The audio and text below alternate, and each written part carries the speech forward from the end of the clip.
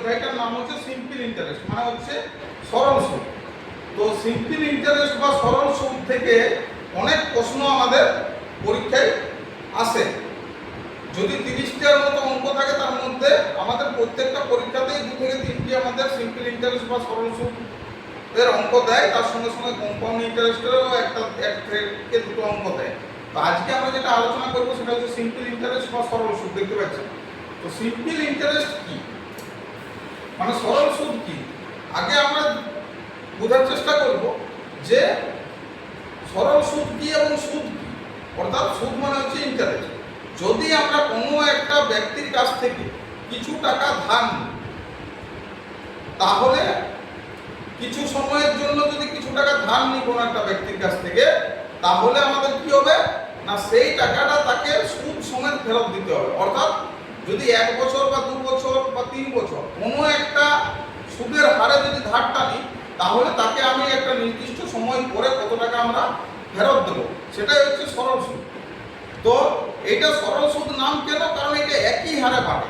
মানে প্রথম বছর যে হারে বেড়েছে, দ্বিতীয় বছরও সেই হারে বাড়বে, তৃতীয় বছরও সেই হারে বাড়বে। যেমন আমরা উদাহরণস্বরূপ একটা এখনই নেব, তার আগে আমরা দেখে নেব যে আমরা কয়েকটা ফর্মুলা, তো ইম্পর্টেন্ট ফর্মুলাগুলো লিখেছি, তারপরে আমি সেটাকে বিস্তারিত ব্যাখ্যা করছি।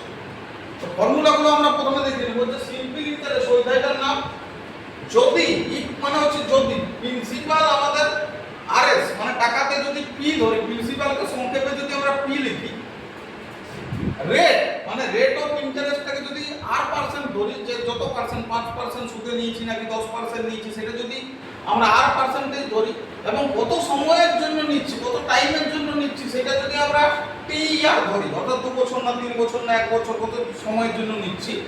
সরল সুদের ক্ষেত্রে আমাদের কি একটা সুবিধা, প্রত্যেক বছর আমাদের সমান হারে বাড়বে।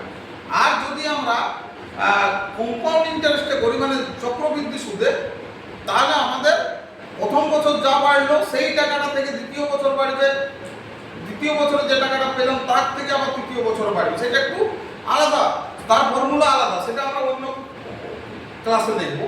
তো আমরা এখন দেখব সিম্পল ইন্টারেস্টের যে এই ফর্মুলাটা, এটা হচ্ছে সবথেকে গুরুত্বপূর্ণ। এখানে সিম্পল ইন্টারেস্টের শর্ট ফর্ম হচ্ছে এসআই, এবং এটা হচ্ছে principal into rate of interest into time by 100। এটা হচ্ছে মূল সূত্র। এবং এই সূত্রগুলো, এই সূত্রটা থেকে আমরা আরো কয়েকটা সূত্র দেখতে পাই, সেগুলো হচ্ছে এই সূত্র। এখানে কি আছে, এখানে একটা এক্সট্রা টার্ম আছে, সেটা হচ্ছে এ।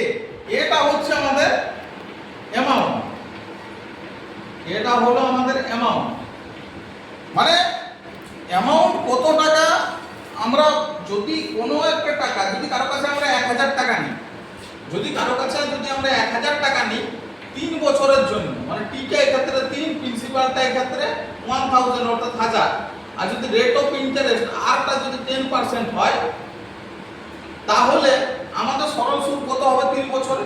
না আমরা কি করব, পি আর টি বাই 100 আমাদের ফর্মুলা লেখা আছে এখানে, তাহলে পি এর জায়গায় কত বসাবো, এই 1000 কে বসাবো, এবং আর এর জায়গায় 10% বলা আছে, টি এর জায়গায় আমাদের 3 বছর বলা আছে, বাই 100 যদি করি, তাহলে আমাদের কি বেরোবে, সিম্পল ইন্টারেস্টটা কত হবে, অর্থাৎ এসআইটা বেরোবে, এই যে এসআইটা বেরোবে।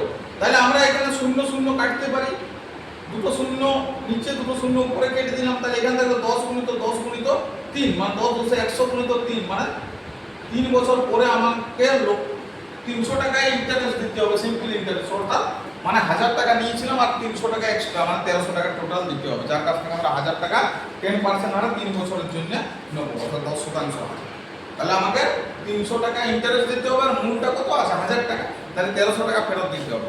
এই যে 1300 টাকা যেটা হলো সেটা হচ্ছে অ্যামাউন্ট।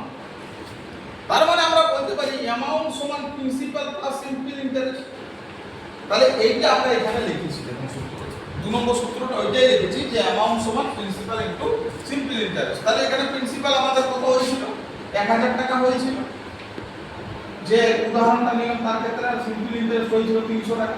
তাহলে আমার কত টাকা অ্যামাউন্ট ফেরত দিতে হবে, 1300 টাকা দিতে হবে। যদি অ্যামাউন্ট জিজ্ঞাসা করে তাহলে ওই সূত্রটাতে আমরা বসাবো। তেমনি এটা হচ্ছে এই ক্ষেত্রে অ্যামাউন্ট, আর এখানেও যে এটা দেখতে পাচ্ছি সেটা হচ্ছে অ্যামাউন্ট।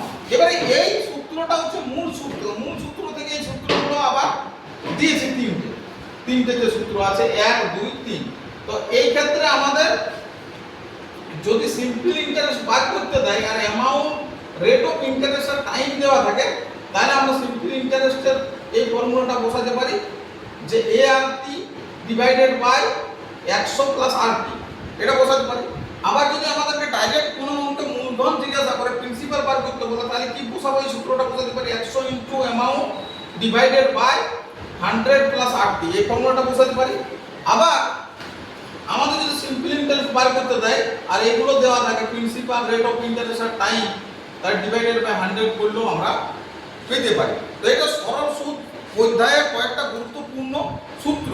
তো এই সূত্রগুলো তোমরা, আমি সরে যাচ্ছি, স্ক্রিনশট করে নাও, নাহলে খাতায় তাড়াতাড়ি করে লিখে ফেলো, তারপরে আমরা অঙ্কতে ফেরত আসবো।